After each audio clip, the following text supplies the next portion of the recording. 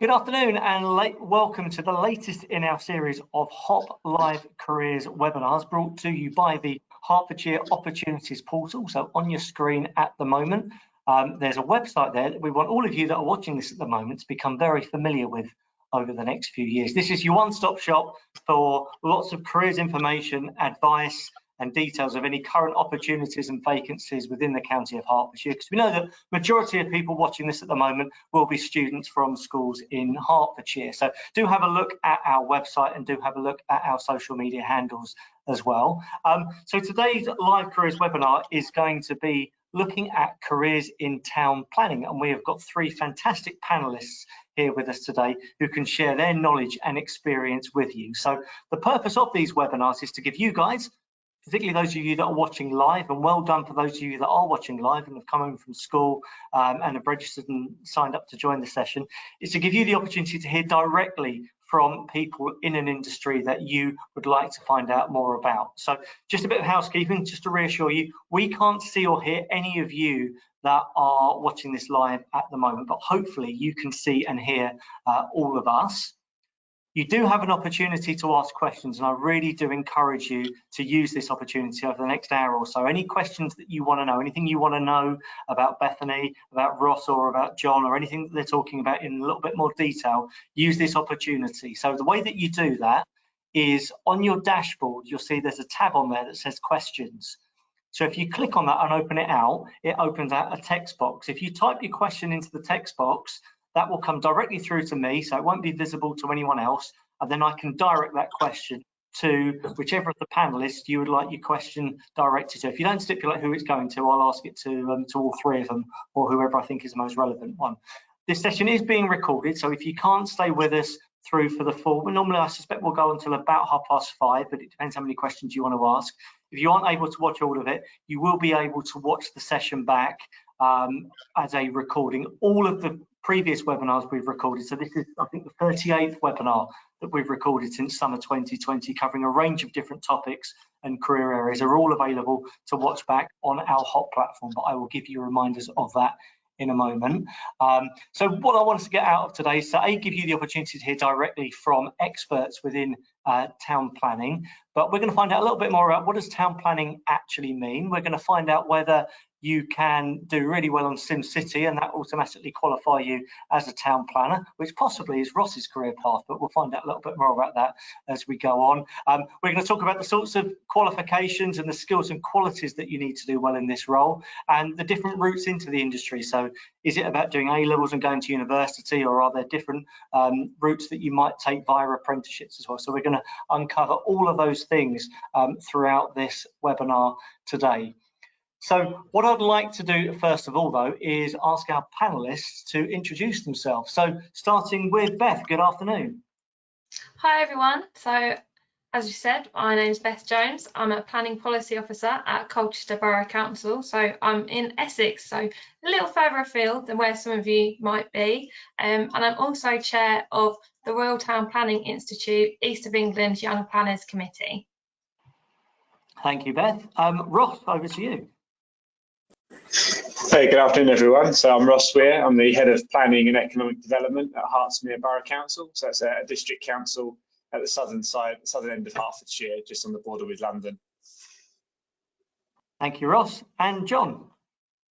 Hi, everybody. Yeah, I'm John Sturzake. I'm Professor of Planning at the University of Hertfordshire. So that's based in Hatfield. And we have lots of degree programmes in planning and other things that we'll talk a bit more about later on. Okay, thanks very much. So yeah, just as a reminder, any questions that you have, now we are going to ask some of the questions. Some of you, when you registered, submitted some questions, which we'll try and cover within this first few sections. But any questions you've got, submit it via the questions tab, and we'll make sure that they get through and we can get a good answer for you. So what my first question is, or first theme of questions, is really, what is town planning? So, I mean, none of you have explicitly got that title of a town planner in your job title, but I guess it's part of your wider description. So Ross, I'm going to go to you first of all. What is a town planner? What do they do?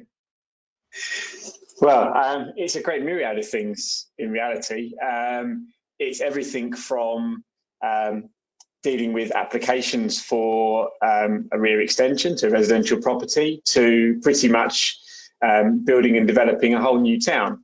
And everything in between. And there's lots of subsets of that. You can look at things around urban design, which is about places and buildings and how they fit together, sort of the bridge between that and architecture.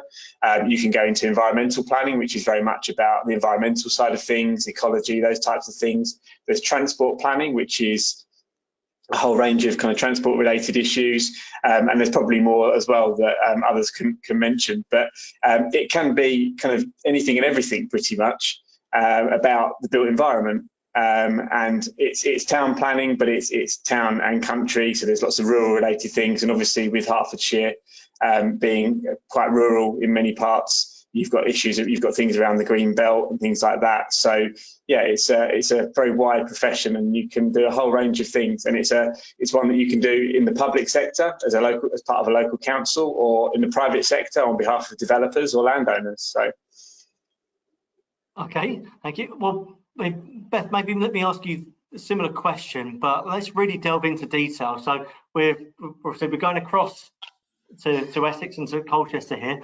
I mean, what does your week to week or day to day look like? What have you been working on today, for instance?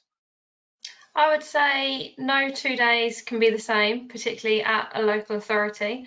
So my day, for example, today has had quite a lot of meetings. As Ross said, a planner can be involved in a large scale development, which is mainly what I've been doing today. So something called a garden community. So that is looking at how we're going to build a brand new community on the edge of Colchester over the next 30 to 50 years, which is going to span up to 9,000 homes. So that's obviously a hell of a lot of development that we're talking about. And obviously there's lots of different aspects that we need to think about in what needs to be in that community. So it's houses, shops, schools, how are you going to travel, where are you going to go to do your social activities, do you want a church, things like that has been a lot of what my main part of today has been about. But also I've been, we're doing a consultation, public consultation at the moment, so trying to get people's ideas of what they think should be in what is called our local plan at the moment. So there's lots of different things in planning, and definitely no 2 days are the same.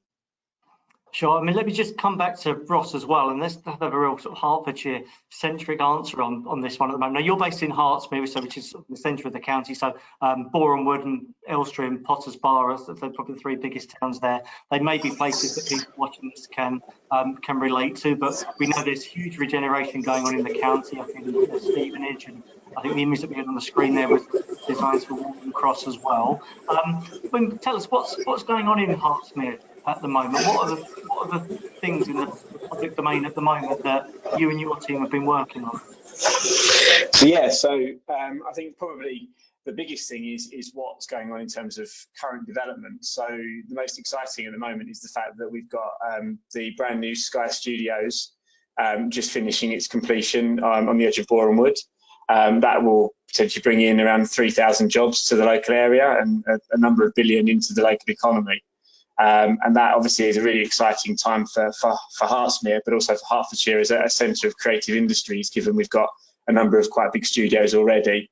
And the council has got its own Elstree studios, and there's expansion going on there. So that's kind of happening on the ground right now. And if you go down the A1 or through Boreham Wood, you won't miss it because it's quite big. But it's obviously going to be a fantastic opportunity for the future. But what we are also doing is we are doing our local plan, so similar to as Beth has just said, planning for the next 15 years. We have to deliver about 12,000 new homes across the borough, and we're looking at how we can deliver that across the borough with the infrastructure that supports it, so the parks, the healthcare facilities, the education, all those kind of things. We're also looking at an equivalent of a new settlement of about 6,000 homes. So that's when it gets into SimCity mode, in a sense, where you start looking at how a place fits together from literally from nothing right up to a kind of working city or working town. So that's kind of the big thing at the moment, and we're currently doing our engagement.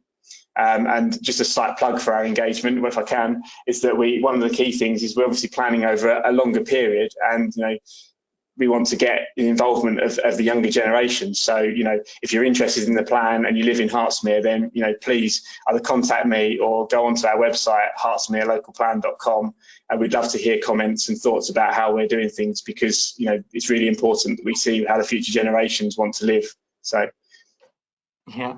Beth, now you're sort of actively involved in becoming a bit of an ambassador for the industry, but when did you know that this was a career you wanted to go into? So have you put yourself back into your shoes when you were maybe 15 or 16 and trying to decide which A-levels you wanted to do? Was this a career that you were aware of? When did it all click into place for you?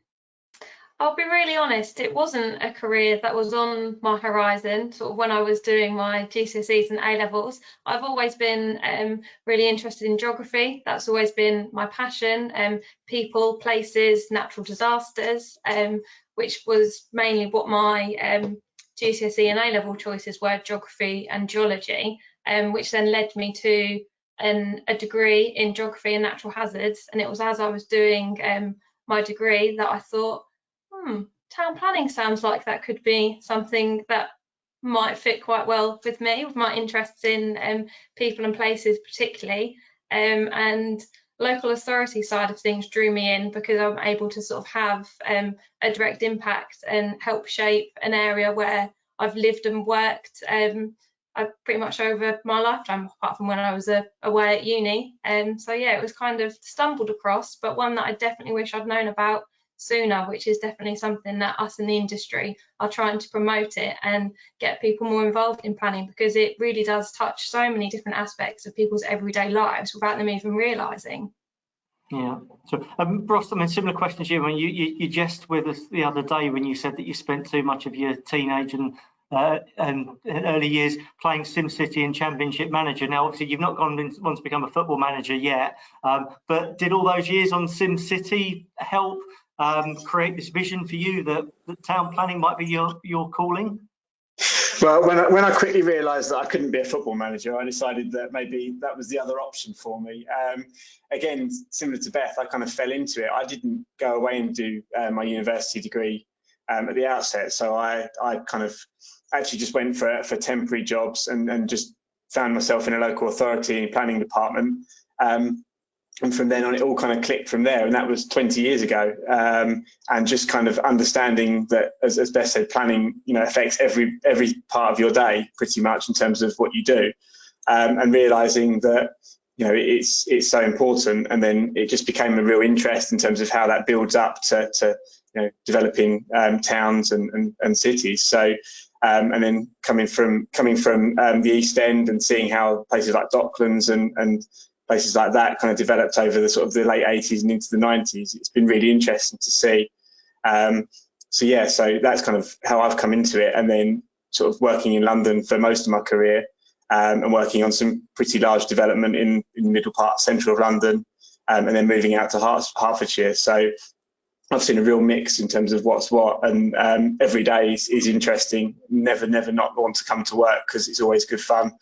There's obviously challenging days and dealing with elected members and dealing with the members of the public who perhaps don't like certain developments. But, even that, the challenges are interesting, and it's great fun. So let me just bring John into the conversation. I mean, John, where does town planning fit into perhaps that broader umbrella of roles within geography and environment? Sure, good question. So, yeah, just trying to sort of bring together some of the things that I've been taking notes of interesting things that Ross and Beth have been saying. Some interesting things that keep coming out, making places better, thinking about people and places. So planning is a subject that draws on loads of different things. So it is connected to geography, and here at Hertfordshire, it's part of the Department of Geography, Environment and Planning. But it's a separate discipline, a separate profession. So it is a profession. That's one of the things that makes planning stand apart from some things, I guess. So when you become a planner, you're a member of the planning profession, you're a professional planner. So it draws on geography, it draws on environmental studies, it draws on sociology, history, trying to think of other topics, design, maths, IT. You know, it's when we're talking to prospective students, we had an open day the other week, and so talking to students doing all different kind of A levels, and they're saying, is this going to be all right? Can I come in with these particular, you know, selection of A levels or BTECs or GMVQs or whatever? And the answer is almost always yes. You know, whatever you're doing as a background, planning can welcome you in, because it is so broad. So I always say it's about making, my own interest is in planning for people, so it's about making places better for people, but also for the environment as well. And so it's a really really proactive and positive thing. It's about change and about how we change places. It's one of the things I really like about planning. Yeah, thank you. And I'm pleased that you mentioned some of those subject choice. I dare say a lot of the people that are watching this at the moment will be thinking about which A levels they should be doing and which ones will perhaps be more relevant. And we'll come on to that in a moment. Beth, just wanted to ask you the question. I mean, you between the three of you, you painted a very rosy picture for this job, but there must be some challenges and there must be some slightly difficult aspects of the role. Can you tell us a little bit more about those? Yeah, I think one that Ross started to allude to is members of the public. Obviously, we work in local authority, so often people at the council, the planners at the council, can be seen as the big bad wolf up in our ivory tower, not aware of what is happening on the ground. We don't understand the places that we're trying to have an impact on. Is quite often the perception that the local people know more than what the planners do.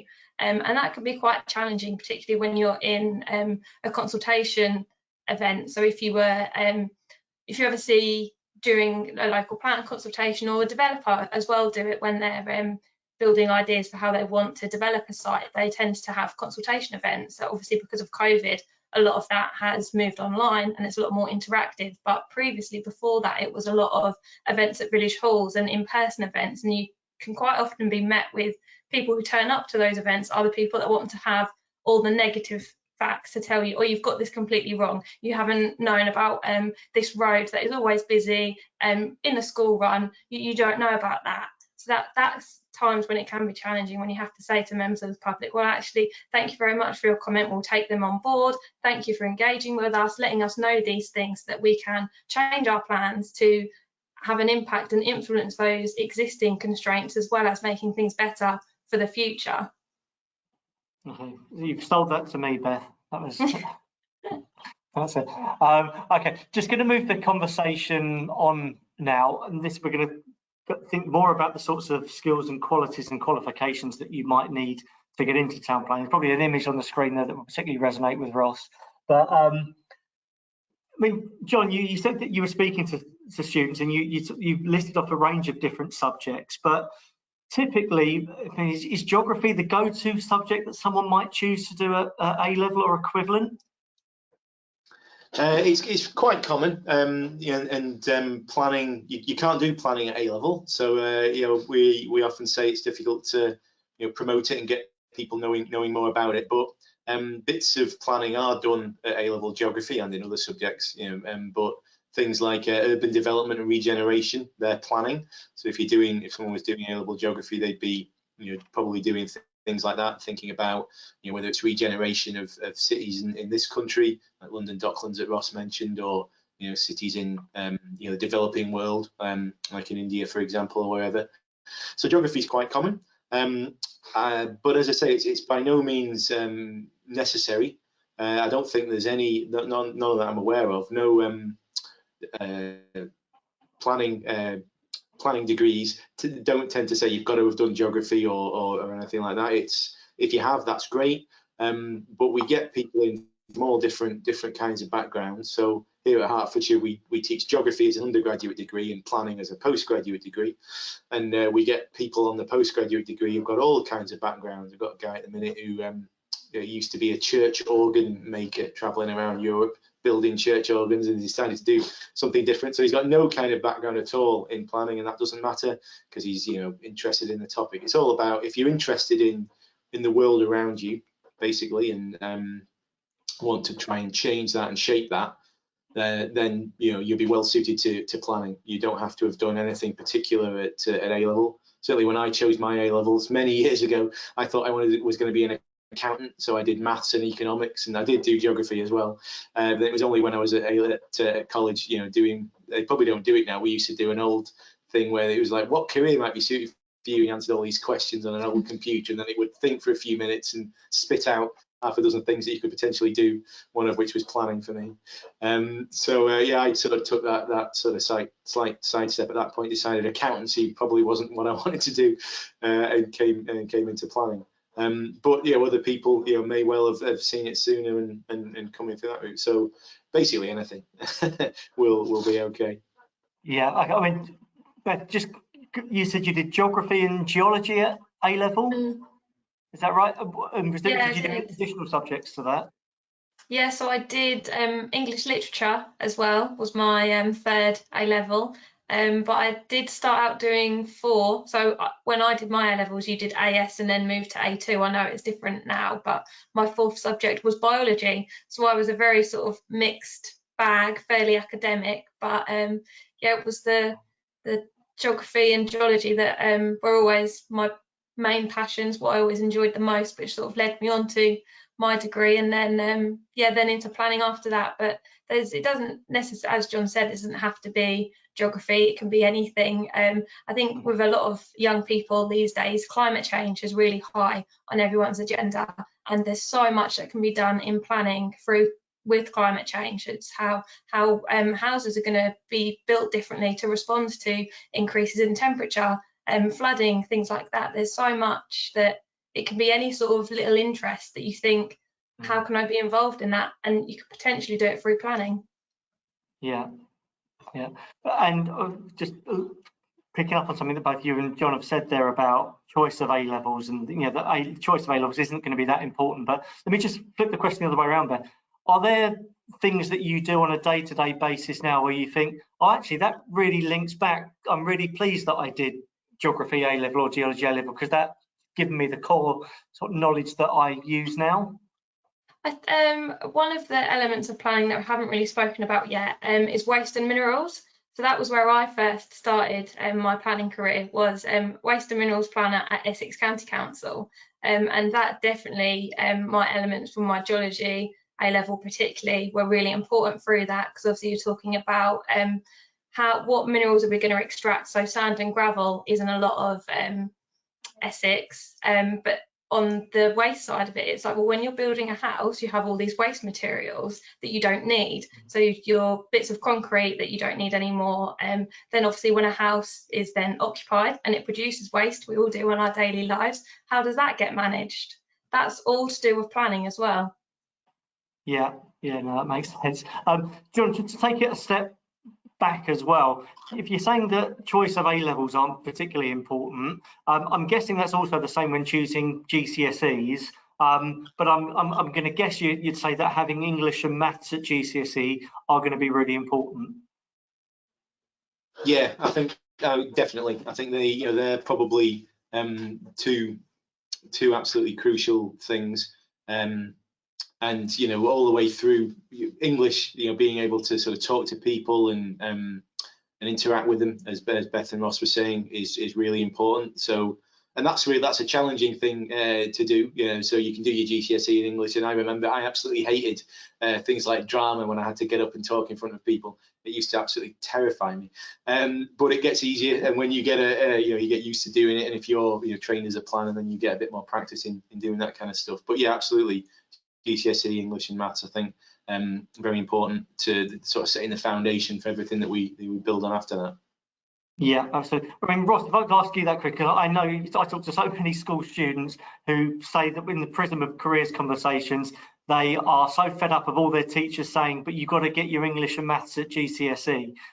So could you just give us, so John's just spoken about some practical uses of English there. Have you got any practical uses of sort of maths that you might have learned at GCSE and how that's useful for you now? Yeah, sure. I mean, same as John, I hated English at GCSE. In fact, I did better in French than I did in English. So it just shows you how bad I was at English. But, the ability to communicate clearly, whether in written form or through verbally, is really important as being a planner, particularly if you're trying to make an argument in favour of a development. But in terms of maths, yeah, I mean, lots of development, and particularly development where you're looking at the provision of affordable housing, for example, and you're looking at development standards. All of those require a really good, sound knowledge of maths. If you go into things like development viability, then you're looking at some really detailed math stuff, but actually it's really interesting. And when you're looking at things around profit levels, values of individual properties, costs of materials, all those kind of things can all have to kind of go into the mix as part of a viability appraisal. Similarly, we have something called national technical standards, which is kind of minimum standards for internal space, for new bedrooms and for new houses and things like that. So obviously you need to be able to, add all those elements up and articulate that in word form. So yeah, having maths is really important. And I think also the other things, just too quickly in terms of other areas, is the history, because planning and history go quite hand in hand in terms of understanding how an area is developed, why spatially certain things are in certain places. That's really important. You look at all of our high streets tend to be on kind of long straight roads where they would have traditionally just been along a through route. So it's kind of, you start to, when you get into the industry, you suddenly look at things in a different way because you suddenly see how things have developed in certain ways, which is really interesting. And then the other one, which is a bit of a dirty word, but politics. Whether it's the big P politics in terms of governments and what they do in terms of housing targets. And I'm sure if you've seen anything about Boris Johnson, the Prime Minister said about building on greenfield land recently, you've seen kind of the things coming from that. But also the small P politics, whether that's local councillors or, the interests of individual areas. All of that adds to the kind of rich mix and tapestry of planning, really. So it's having a good understanding of all of that. So that's another area that's quite helpful and important. Yeah, sure. Okay, now thank you for answering that. John, just to talk about the courses that are available at the University of Hertfordshire for someone who's interested in this field. And so I've started to get some questions coming in from the audience as well, which I'll definitely answer in a minute. So thanks for submitting those. What's the undergraduate programs that you would be able to offer students? So here at Hertfordshire, we have undergraduate programs in geography, environment and planning. So they you come in on I think you can either be a human geography, physical geography, or environment and ecology, and they share a common first year, and then you specialize in one of those things in your second and third year. So they're really diverse subjects in themselves, so there's lots of interesting stuff in those, ranging from sort of physical geography, where they go out. So one of my colleagues has just come back from the Lake District, where he takes our first year students on a field trip, and they're out sort of in rivers and then walking around the towns, doing a bit of what I would call planning, really, looking at the centre of Keswick in the Lake District, for example, and seeing how that's changing and so on. So that's the main undergrad programme, certainly in my department, that we do here. And then, as I say, we do a couple of masters in planning after that for people who want to go into planning. But you can do undergraduate planning at lots of places around the country. We don't happen to do it here, but there's lots of other places nearby, or excuse me, further afield, depending what you want to do, how far away you want to go. So there's options there as well for people if they wanted to go straight into planning undergraduate level. Sure. Okay. The message we always give on these webinars is that it's really important that you look through UCAS forms and you look at the particular universities and their courses and really read up about the way that the subject's taught and the different modules in it. And of course, each one will have slightly different entry requirements. So two courses at two different universities that might have the same name, they may be very, very different in the way that they are, in the way that they're set up. Question that's come in is a science A-level recommended if you want to study at university? So I guess within the remit of this sort of area, within geography, environment and planning, where would science come in useful, John? So for the more the sort of ecology end of geography and so on, I think science can be particularly useful. So they do everything from sort of taking samples from rivers and testing them and looking for stuff, all kinds of stuff. So that involves a bit of biology, a bit of chemistry. Certainly would be helpful for that kind of thing. And I guess the sort of broader, thinking about careers more broadly, it's you're never a bad thing, I suppose, to have a range of subjects. So you know, I did a bit of geology, a bit of geography, and having that in, because it's really difficult when you're, you know, making your A-level choices at 15, 16, to know what you want to do with the rest of your life. So I mean, my advice to people is take a bit of, you know, get a bit of a range of things in there. Maybe get a science, maybe get a, you know, a geography or history or something like that, or, you know, a language or whatever it is that you enjoy or you're good at. Try and get a range in there. So it's certainly no bad thing to have science, and it will, the skills you learn in that, the transferable skills will be applicable to all kinds of things. Sure. And then just in the interest of balance, we've been talking a lot about A levels as post 16 options. Ross, you didn't do an A level, did you? If I'm correct. No, I did something called a GNVQ in advanced business studies, which is the equivalent of A levels, but it was a slightly more kind of vocational approach to things, because I wasn't really keen on the A level route, and obviously because I didn't want to go to university straight away. So yeah, so there's different options. I don't know if I do GNVQ still anymore, but I'm sure there's kind of similar vocational type courses that you can do rather than A levels, but ultimately you can still end up in the same place. So yeah, okay, no, that was the answer I was looking for. And then finally, just before we go on to the next section, how do you know if you've got the skills or you've got the interest in this? I mean, Ross, again, we spoke about playing SimCity, but is there anything that people could be doing at home that maybe they don't even consider that they are using the sorts of skills or qualities that a town planner might use? Yeah, I mean, I think as we've said, you know, it's everything you do on a daily basis. So from the moment you get up in the morning, you have a shower, you know, that water's come from somewhere, and that's, you know, that's been provided as part of utilities, and obviously utility providers have to make sure they've got water supply. You know, you've had your breakfast, there's, you know, food that's come in.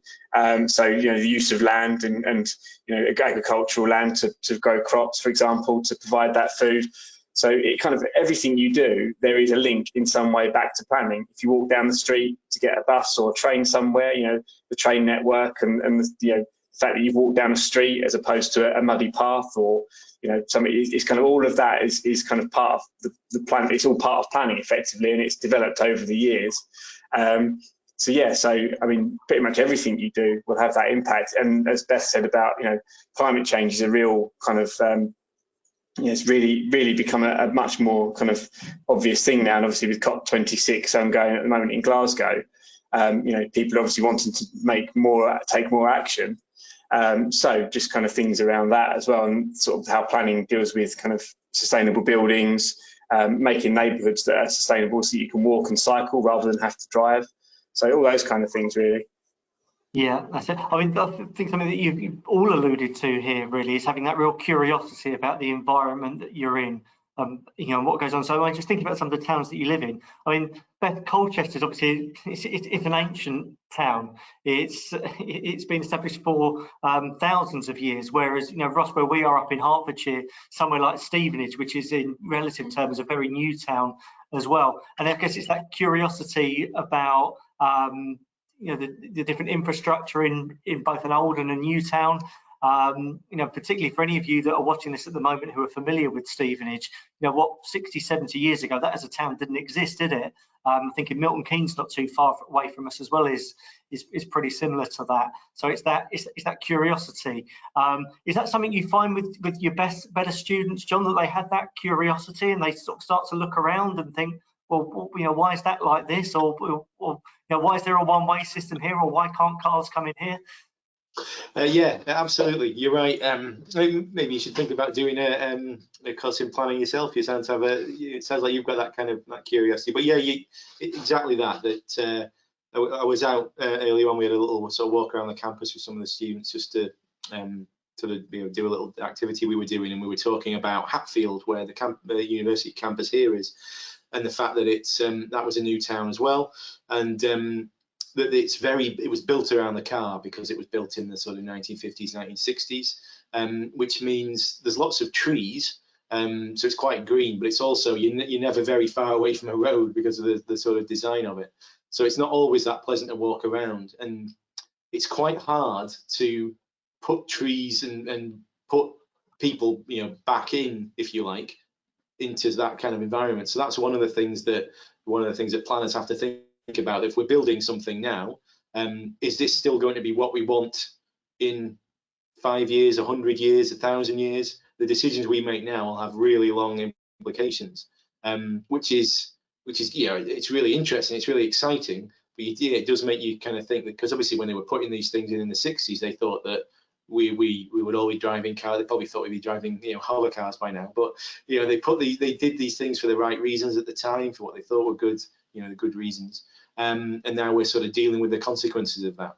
So it's really interesting planning, because you have to look at the past to understand where we are today, like you've said, but also think, well, where might we be in 20, 30 years? What's life going to be like? The temperature will probably be higher, and how do we deal with that when we're thinking about planning new towns, planning the the Hatfields and the Stevenages of tomorrow, and adapt, try and make them more adaptable, perhaps. Sure. Okay. John, I've had an absolute belter of a question come through. I'm going to ask that in a moment. There's just a couple more I want to get through, and then we're going to come on. We're going to really open up the floor to questions. So the person who's just submitted that question, that's a really, really good one, and we will come on to that one very shortly. Just before we get onto that, just want you to, I guess there's an opportunity here just to paint an even rosier picture. So for anyone watching this at the moment, or for any teachers that are watching this, or parents that are watching this, they know that town planning is definitely a career that's going to be in demand at the moment. So Beth, let me throw this one over to you. What do you think is going to be the demand for town planners, both in the immediate future and in the long-term future? Oh, that's a really good question. I think sort of immediate future is going to be planners that have some sort of climate change, ecology, environmental background. As the Environment Bill was made yesterday, which now includes something called biodiversity net gain. So when you develop somewhere, you can't just sort of leave it and get it back to the same standard that it was before. It has to have a 10% improvement from the biodiversity now. That is going to demand ecologists, and which will all be included in planning. It's something that local authorities are definitely going to, I think we'll see recruiting for, is ecologists in that background as well. But then also in national government, there's a lot more focus on design, how places look. Should places all be the same? We don't want the same sort of top 10 house builders building out these towns that all look the same. You go in and you think, oh, am I in Colchester, or am I in somewhere like Leeds, for example, because the housing design is the same. I think that's going to be another area where we really see an increase in recruitment, is urban designers in town planning as well. Yeah, okay, thank you. And then Ross, I mean, you're obviously based in Hertsmere, which is one of 10 districts within Hertfordshire, but I'm sure you speak to your counterparts in other parts of the county as well. But I mean, just set the scene for us. Is there lots of demand for town regeneration in Hertfordshire at the moment? Is this something that's booming, that there's going to be lots of demand for within our county? Yeah, absolutely. I mean, as everyone will know, the demand for housing in the southeast continues unabated. It's going to continue to be the case. Obviously, the government are looking at how they can distribute some of that growth across the country, but people want to live near and close to London.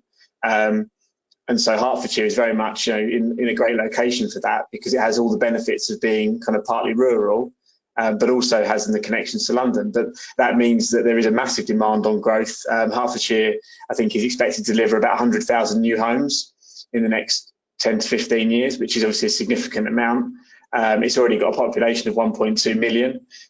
So, we've got to really plan for carefully. And, I know that ourselves included in all the other districts and the county council, who obviously have a planning function kind of on a much bigger scale, the need for planners at the moment is massive, and the industry is suffering. It needs lots more planners and people to go into it, and people coming in from other areas to come into planning is really important. As Beth said, whether that's from the environmental side, sociological side, transport, or whatever, it's an industry that is growing and will continue to grow for some time. And I think it's an area where you can have such a diversification of ideas and actual kind of experience that it's really, really interesting. So yeah, Sure, okay. And then, John, question for you. I mean, we've obviously got Beth and Ross, and we hope that they continue to be fantastic town planners and serve our communities for a number of years yet. But what are the other progressions that someone who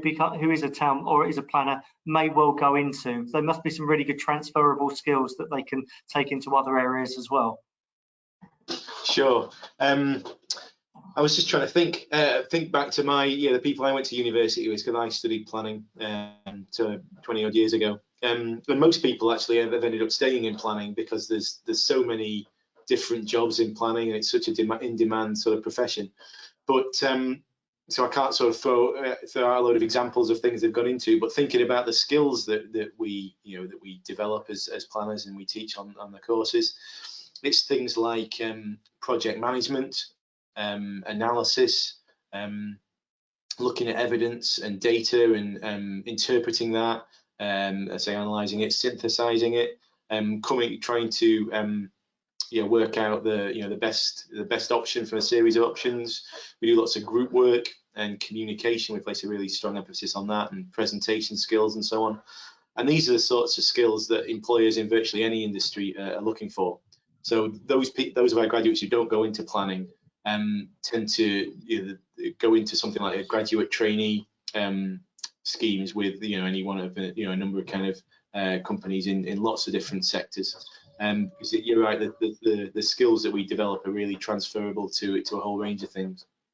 Sure. Okay, thanks very much. Right then, so this is the opportunity for you to pitch all of your questions that you might have, and so make the really good use of the next 10 minutes or so. There might be things that you've heard us discuss already that you want to find out more about, or maybe something you want to clarify, or you've got your own specific dilemma that you've got around subject choices that you'd like to put to the panelists now. So use the questions tab. So we've had 3 questions submitted already. I'm about to dip into those now. So this is a really good question that's come in here. I'm going to go to Beth first of all, but I do want to get all your opinions on this. If I can just learn how to. So a very polite one as well. Good evening. I hope you've had a good day so far. What is your opinion on plans to build on the green belt? Do you think it is okay to build on the green belt, or do you think we should focus on building on other areas? So Beth, I'm going to give you first opportunity to answer that.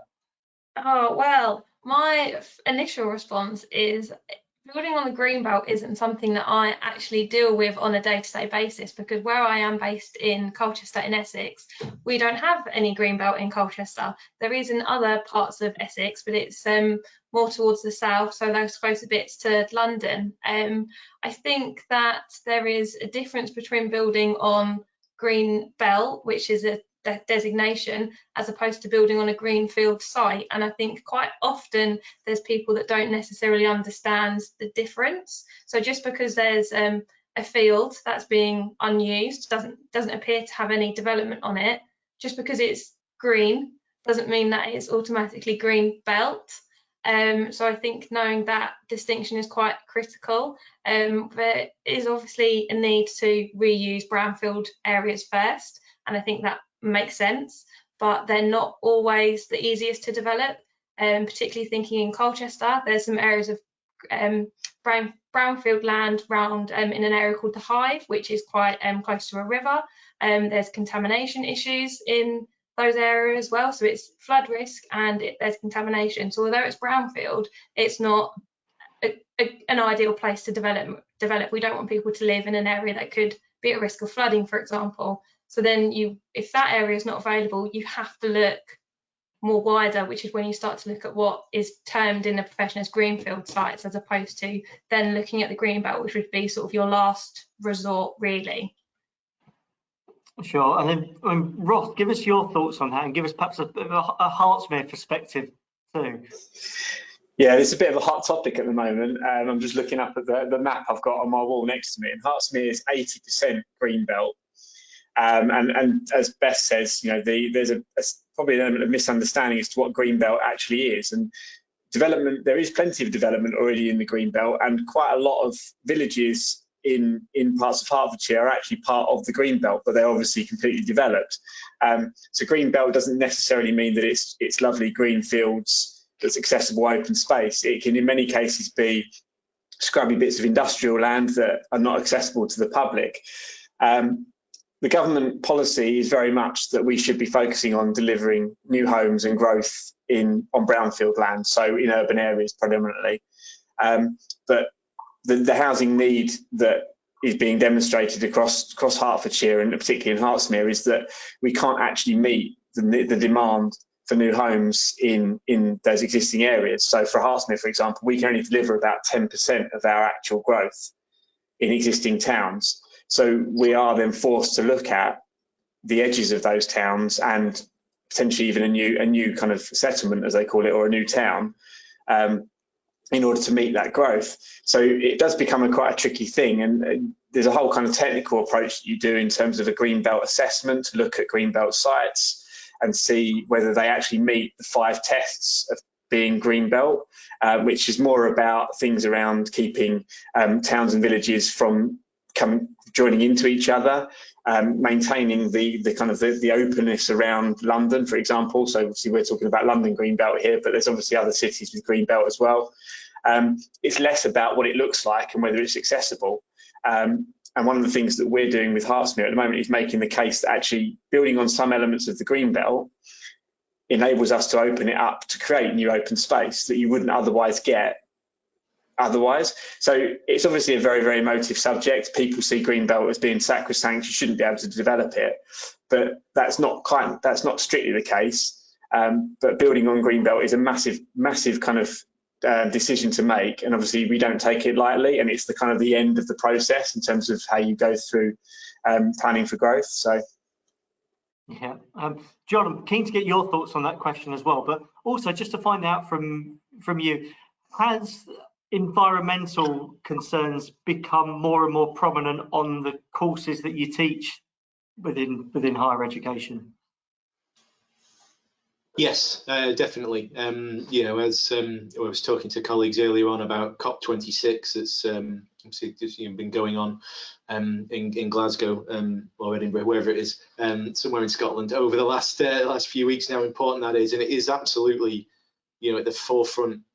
We find it's at the forefront of students' minds. We've got a very strong sustainability effort and team here at Hertfordshire, with student volunteers getting involved and looking at making the campus more green, while they're here, and then thinking about how things are changing in the future. So yeah, I think certainly, when I went to university, it was, we talked about the ozone layer and things, but it's much more, it's central now. Every module, every module we have thinks about and talks about climate change and sustainability from different perspectives. So yeah, I think it's definitely become it's very, very central to everything that we teach, everything planners do, I think. For sure. I mean, thank you for that question. Personally sent that one in. If you've got any thoughts or comments that you just wanted to bounce off us, then put them back into the chat, and I will refer those on to the panel. Next question. This is a really interesting question, and I say this to someone who's currently got my rear extension into the local planning committee to have a look at as well. But what's the difference between district and local authority planning, Ross? Okay, so this is kind of bigger than planning. This is kind of local government setup, which is probably quite tedious and pretty boring for people. But you have different types of local authority. So you have districts that sit and group together and sit under a county council. And so the districts have certain functions, which would be the planning function and other things. And then the county council would deal with things around education, transport and things like that. So there's kind of a split. So they call it as a 2-tier authority. In some areas, that is joined into a single authority called a unitary authority, and they deal with everything under the same roof effectively.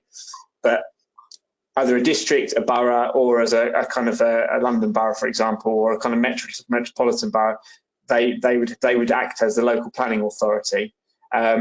So yeah, it's more a local government thing than a planning thing, but it's yeah. And then you've got things like parish councils, who obviously have an element of a planning function as well, but that gets really into lots of detail. So I won't bore you with all of that. But I mean, I think it's relevant for the context of this, Ross. So you've said there that you guys as a local district are often dictated and told, look, we need to create 5,000 more homes within your district. Is that for you to say, yes, we can do that, or no, we can't do that? Or do you then have to decide, well, we've been told we've got to do it, where can we do it? What's the system? How does it work?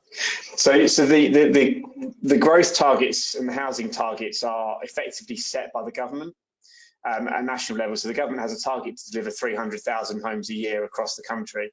And that's effectively split. So each district or local authority has to apply what they call a housing standard method formula.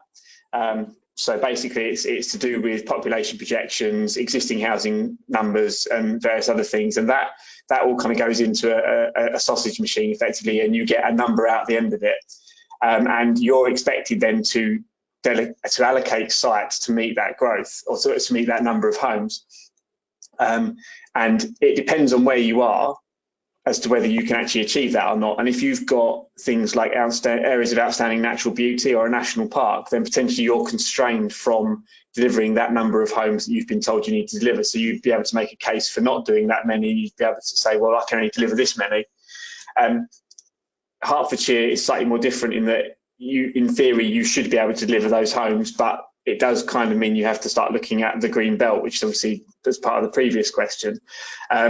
So local plans have to go through something called an examination in public. So effectively, the district works up the plan with their members, and we have to work with the county council as well in terms of the transport and the education provision and making sure that that's all in place as well. And then we have to submit that to a government department called Planning Inspectorate, and they appoint an independent inspector to effectively convene an examination or a public inquiry, effectively, to basically assess the plan and say, is this a plan that meets all of the legal tests that it should do? Does it meet? Is it sound, as it were? A great northern term there. In terms of does it do all the things it should do in terms of meeting housing need, education need, healthcare needs, all those kind of things. And if it does, then you can proceed to adopt it, and then obviously any planning applications that come in for that area will then be assessed against that plan. So the plan will not only set housing numbers, but it also sets design principles for a rear extension, for example. So it goes from kind of the very small to the very big, but that all has to go through a really detailed process, and they can take up to sort of 3 or 4 years, and even longer sometimes, to actually get allocated.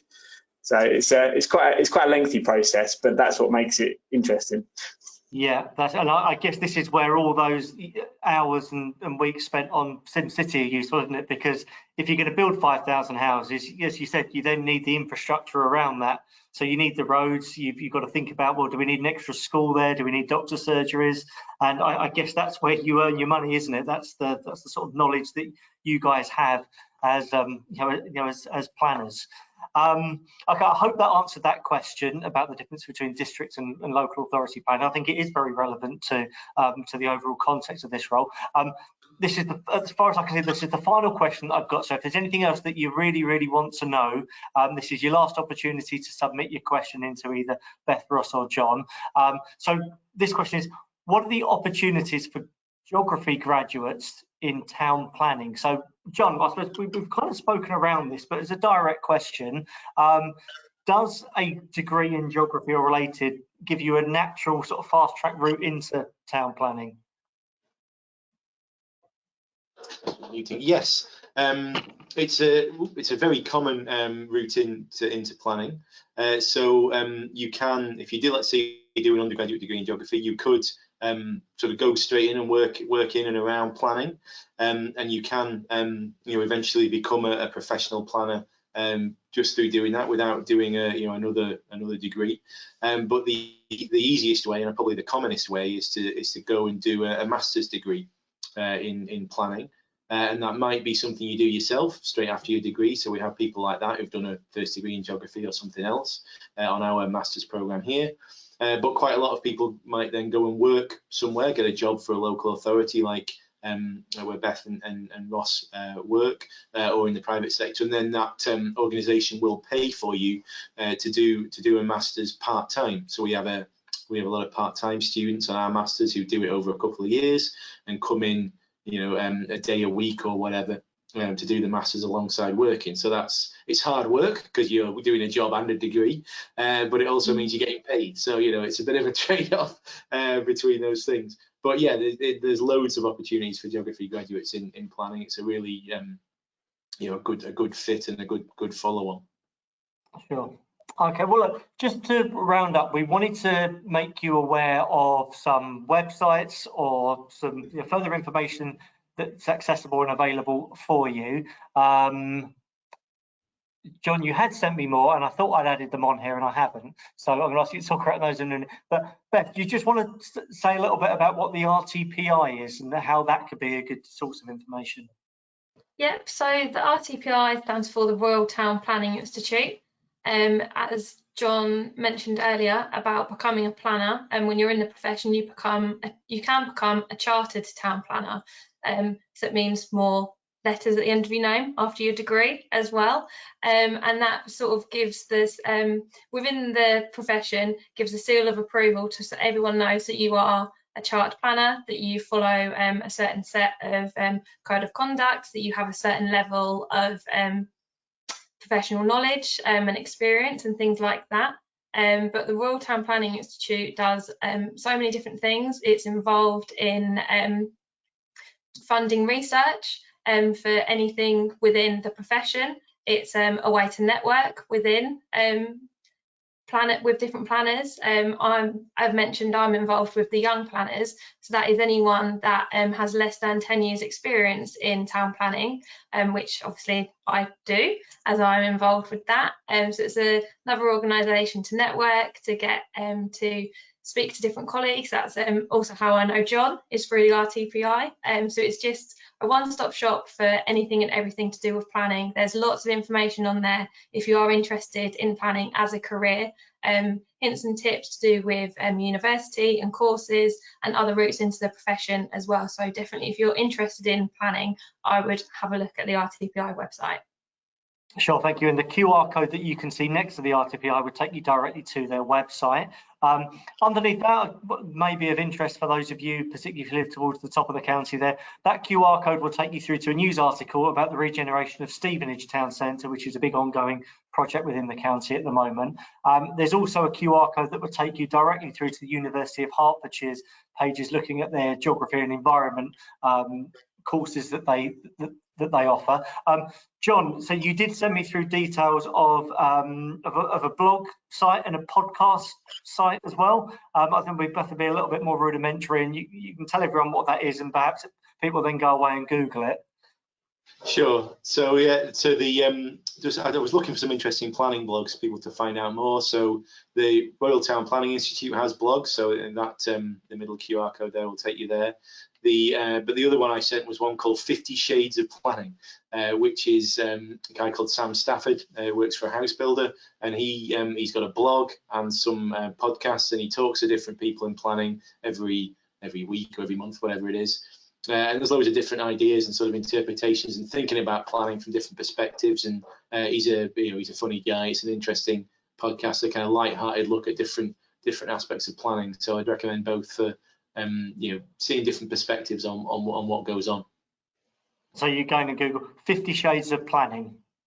You're going to have a look at. And then, I mean, Ross, is there anything on that you're currently working on that's in the public domain that you might want to signpost people to have a look at if they want to find out a little bit more about what's going on in Hertsmere? Yeah, another shameless plug then for the local plan consultation that we're doing. So if you visit www.hertsmerelocalplan.com, that's our special microsite, and that's basically set up to show all aspects of the local plan that we're drafting.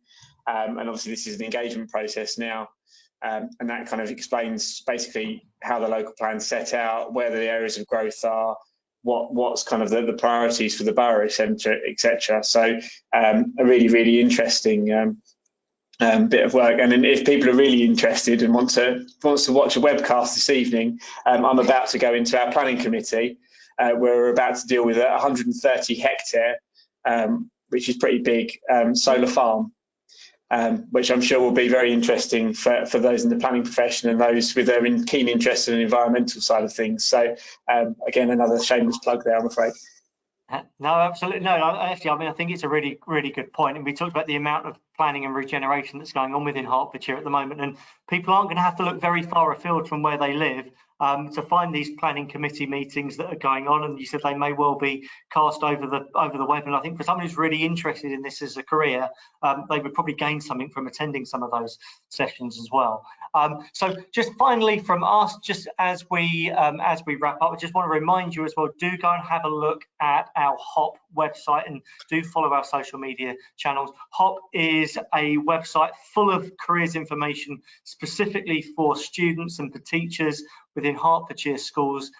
If this webinar is being recorded, it will be available to watch back. If you want to watch it back again, or if you know you've got family or friends that may be interested in this career, they'll be able to watch it as well. We've got 37 other careers webinars that we've been recording over almost a 2-year period now as well. So if you have a look through those, following that QR code you can see on your screen, you'll probably find that there's another webinar and another career that you may be interested in. There'll be very, very similar format to this. So firstly, for those of you, particularly those of you that are watching this live and have given up your time having got home from school or college to log in, thank you so much, particularly for those of you that submitted questions. They were some really, really fantastic questions. But finally, let me just thank our fantastic panelists for giving up their time and sharing their knowledge and expertise with you. So to Ross, to Beth and to John, as I look around on my screen, thanks ever so much for giving up your time today and in preparation for this session.